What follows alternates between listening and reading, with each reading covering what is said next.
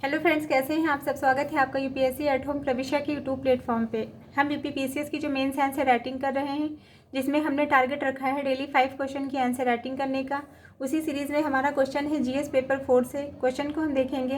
निष्पक्षता को परिभाषित कीजिए और कमजोर वर्ग की समस्याओं के समाधान में निष्पक्षता की भूमिका की विवेचना कीजिए। क्वेश्चन क्या पूछा गया है? क्वेश्चन पूछा गया है कि निष्पक्षता को परिभाषित करना है और जो कमजोर वर्ग है उनकी समस्याओं के समाधान में निष्पक्षता की क्या भूमिका है उसका हमें विवेचन करना है। तो सबसे पहले हम इसका इंट्रो देखेंगे। इंट्रो में क्या है? इंट्रो में हम निष्पक्षता को जो है डिफाइन करेंगे कि निष्पक्षता क्या है। निष्पक्षता से तात्पर्य किसी भी पूर्वाग्रह व्यक्तिगत मत या दबाव से मुक्त होकर तटस्थ और न्याय संगत निर्णय लेना।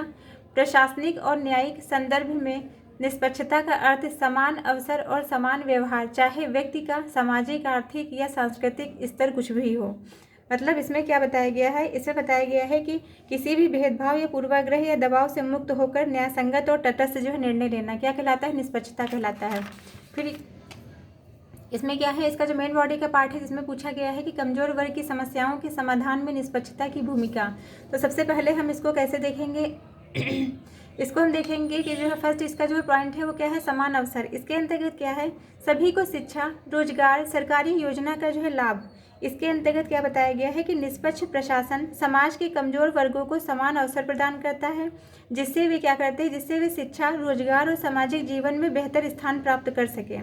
इसका उदाहरण हमने जो है मनरेगा से ग्रामीण गरीबों को रोजगार, मतलब मनरेगा के अंतर्गत जो है पूरे वर्ष में परिवार के प्रत्येक व्यक्ति, मतलब परिवार के जो है हर परिवार के एक व्यक्ति को 100 दिन के रोजगार देने से संबंधित है मनरेगा जो है योजना। ये क्या है? न्याय तक पहुँच। सेकंड पॉइंट क्या है? न्याय तक पहुँच। इसके अंतर्गत निष्पक्ष न्याय प्रणाली से कमजोर वर्गों को सुरक्षा मिलती है।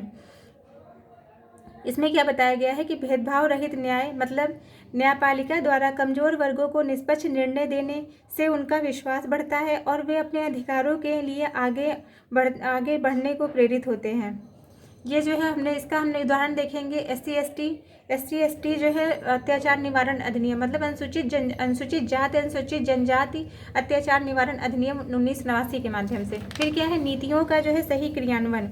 इसके अंतर्गत सरकारी योजनाओं का समावेशी और निष्पक्ष रूप से जो है लागू होना। इसके अंतर्गत क्या है कि निष्पक्ष प्रशासन कमजोर वर्गों के लिए बनाई गई योजनाओं का सही और समान क्रियान्वयन सुनिश्चित करता है। इसके अंतर्गत जो है सार्वजनिक वितरण प्रणाली से गरीबों को जो है सस्ता राशन उपलब्ध कराया जाता है। फिर क्या है? शिक्षा और सशक्तिकरण। इसके अंतर्गत निष्पक्ष शिक्षा नीति से सामाजिक समानता बढ़ती है। उदाहरण आरक्षण नीति और छात्रवृत्तियाँ। इसके माध्यम से देखेंगे कि कमजोर वर्गों के निष्पक्ष शिक्षा नीति उन्हें समाज की मुख्य धारा में लाने में सहायक होती है। इसका उदाहरण हम देखेंगे। इसका उदाहरण क्या है? आरक्षण नीति और जो है छात्रवृत्ति के माध्यम से। फिर क्या है? राजनीतिक भागीदारी। इसके अंतर्गत निष्पक्ष चुनाव प्रणाली से कमजोर वर्गों का प्रतिनिधित्व बढ़ता है। क्या होता है? निष्पक्ष जो चुनाव प्रणाली से क्या होता है? कमजोर वर्गों का प्रतिनिधित्व बढ़ता है। उदाहरण के लिए पंचायतों में महिलाओं और अनुसूचित जाति जनजाति के लिए आरक्षण। ये हमने जो है क्वेश्चन का मेन बॉडी का पार्ट देख लिया। अब हम इसका जो है कंक्लूजन देखेंगे कि निष्पक्षता से कमजोर वर्गों को समान अधिकार और अवसर मिलते हैं, जिससे वे सशक्त होकर समाज की मुख्य धारा में शामिल हो सकते हैं।